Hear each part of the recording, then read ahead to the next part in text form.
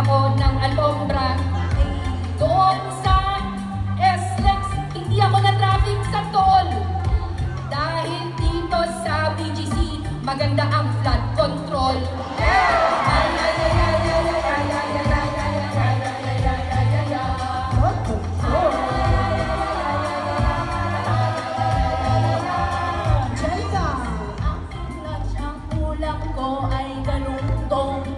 Tapos sumakay ako sa jeep na makulay ang gulong.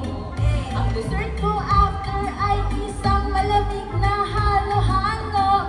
Mga pagkain Pinoy talaga ay sure na panalo.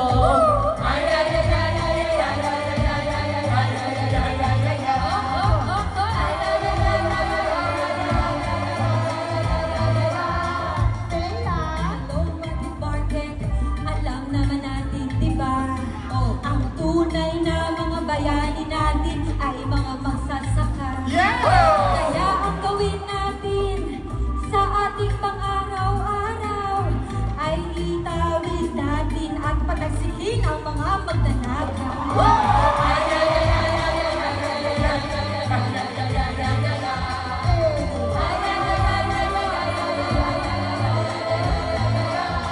Halina kayo ay saking sumabay sa lahat ng bahagi ng Pilipinas, Rizal Park man o Boracay.